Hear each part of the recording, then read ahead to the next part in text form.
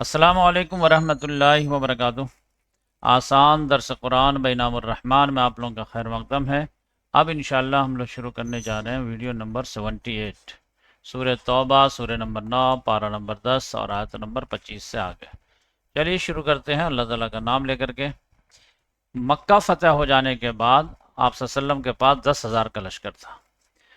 پھر مکہ جب فتح ہو گیا تو 2,000 اور اضافہ ہو گیا، بہت سارے لوگ مسلمان ہوئے تو 12,000 کا لشکر جرار تیار ہو گیا۔ آپ صلی اللہ علیہ وسلم نے سوچا کہ جب آئے ہیں تو مکہ کے ساتھ ساتھ طائف کو بھی فتح کر لیں، تو کہے کہ چلو طائف۔ طائف جب جا رہے تھے تو مسلمانوں کی جمعیت میں ایک سینس آنے لگا کہ اب ہم لوگوں کو کوئی ڈیفیٹ ہی نہیں دے سکتا ہے، ہم لوگوں کی تعداد دیکھو کتنی بڑی ہے۔ تو اس لحاظ سے جو ہے اللہ کے نصرت کے بجائے اپنی کثرت پہ تھوڑا سا ناز ہونے لگا، تو اللہ تعالیٰ نے مزہ چکھا دیا۔ تو بنو ثقیف، بنو حوازن کے قبائل والے ہار ماننے کے لیے تیار نہیں تھے، اور وہ مورچہ بند ہو کر کے تیار ہو گئے پہاڑی دروں میں، اور مسلمانوں کا جب لشکر نکلا ہے تو پہاڑی دروں سے ان لوگوں نے حملہ کر دیا۔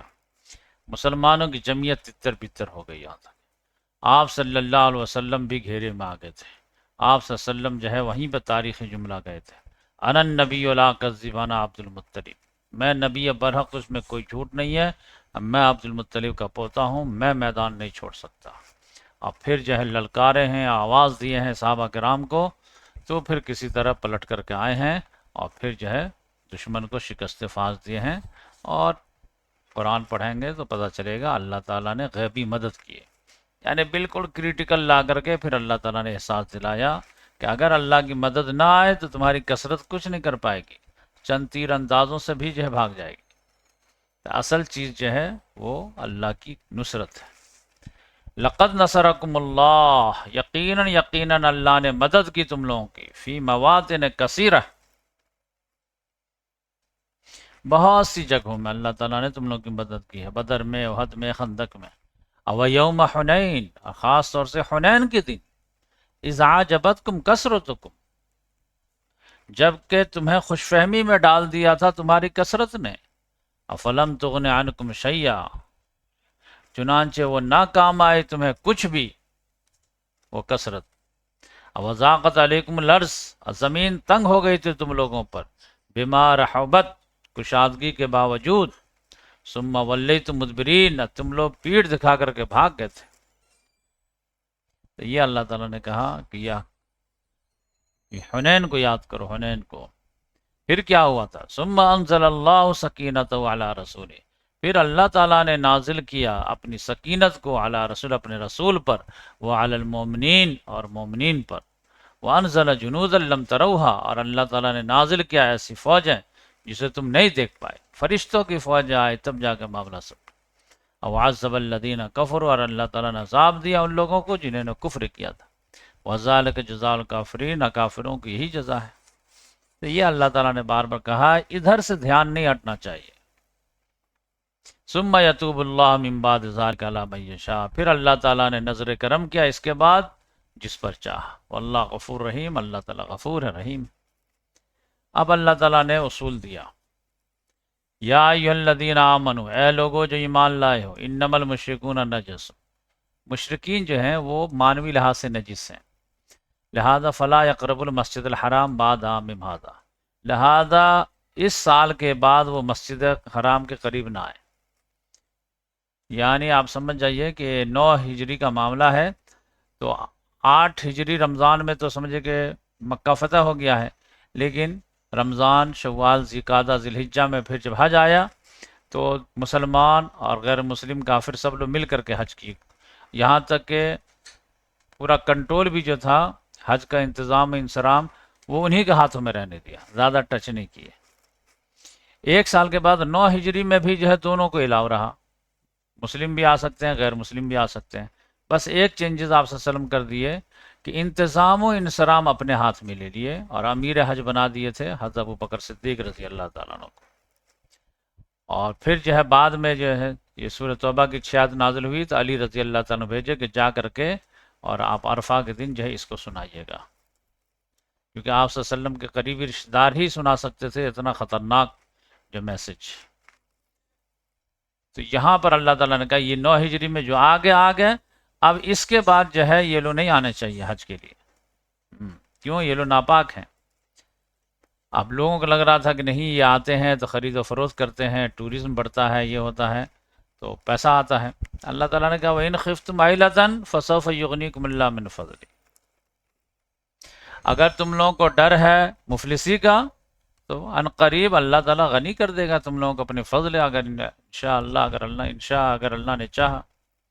ان اللہ علیم حکیم، بے شک اللہ تعالیٰ علیم اور حکیم ہے۔ تو گھبراتے کیوں؟ بس ان لوگوں کو بینڈ کر دو کہ آگے سال سے نہیں آئیں گے۔ جب سمجھ جائیے کہ غیر مسلم بالکل آنا بند ہو گیا ہے، تب آپ صلی اللہ علیہ وسلم 10 ہجری کو حجۃ الوداع کیے ہیں۔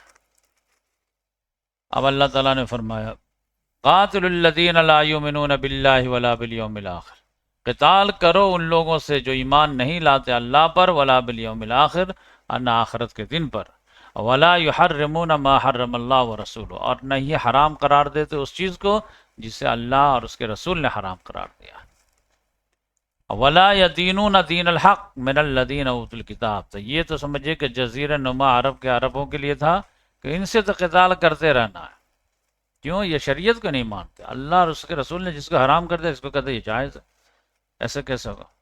اچھا اہل کتاب کے بارے میں کیا معاملہ ہے؟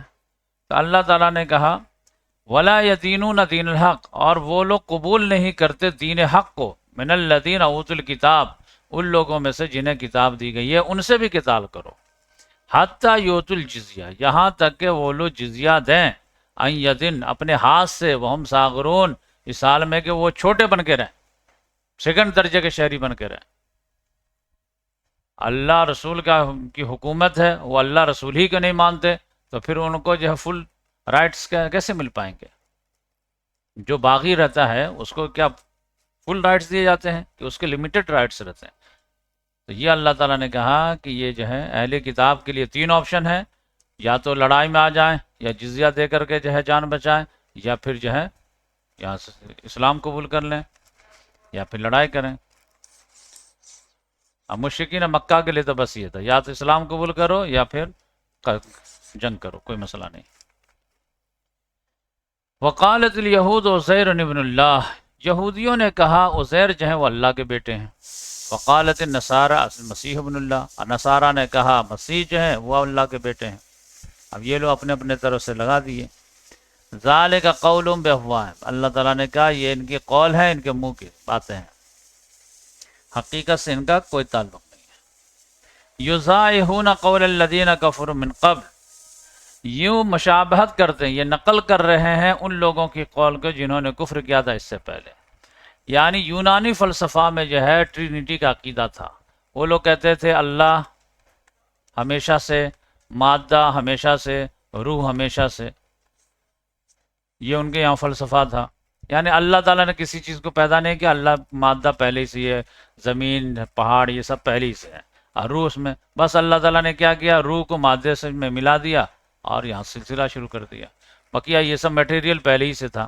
اللہ تعالیٰ نے کہا نہیں، سب چیز اللہ نے پیدا کیا ہے۔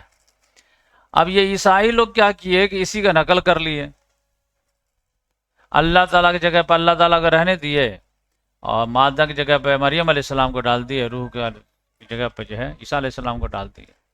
تو اللہ تعالیٰ نے کہا کہ یہ سب کچھ نہیں ہے، پہلے جو کافر تھے جو ٹرینیٹی کا عقیدہ رکھتے تھے انہی کو جو ہے نقل کر رہے ہیں۔ قاتلہم اللہ، اللہ انہیں غارت کرے، انا یوفکون، کہاں سے پھرائے جاتے ہیں۔ پھر ان لوگوں کا حال کیا ہے؟ یہ انبیاء کرام کو تو اللہ تعالیٰ کا رتبہ ملا دیے، اپنے احبار و رہبان کا بھی کیا کیا، حرام و حلال کا اختیار دے دیا۔ اتخذوا احبارهم ورهبانهم اربابا من دون اللہ، ان لوگوں نے بنا لیا اپنے علماء کرام کو، اپنے صوفیاء کرام کو رب، من دون اللہ، اللہ کو مقابلے میں، والمسیح ابن مریم، اور اس مسیح ابن مریم کو بھی رب بنا لیا ان لوگوں نے۔ وما امروا الا ليعبدوا الہ واحدا، درحال کہ انہیں حکم نہیں دیا گیا تھا مگر یہ کہ وہ عبادت کرے الہ واحد کی، لا الہ الا ہو، نہیں ہے کوئی معبود سوا اس کے، سبحانہ عما یشرکون، اللہ پاک ہے ان تمام شرک سے جو یہ لوگ کرتے ہیں۔ یہ احبار و رہبان کو جو ہے رب بنانا، عدی بن حاتم رضی اللہ تعالیٰ عنہ یہ سمجھے کہ عیسائی تھے، مسلمان ہوئے، تو یہ آیت جب نازل ہوئی تو ڈرتے ڈرتے آپ صلی اللہ علیہ وسلم سے پوچھے کہ یا رسول اللہ، یہ آیت میں تو یہ ہے کہ ان لوگوں نے احبار اور رہبان کو رب بنا لیے تھے، ہم لوگ تو ایسا نہیں کیے تھے، رب تو نہیں بنائے تھے۔ تو آپ صلی اللہ علیہ وسلم نے کہا ایسا نہیں ہے کہ تمہارے علماء صوفیہ جس کو حرام کر دیں وہ حرام سمجھتے تھے، اور جس کو حلال کہہ دیں وہ حلال سمجھتے تھے، کہاں یہ تو تھا کہ اسی کو تو رب بنانا کہتے ہیں، اور کس کو کہتے ہیں؟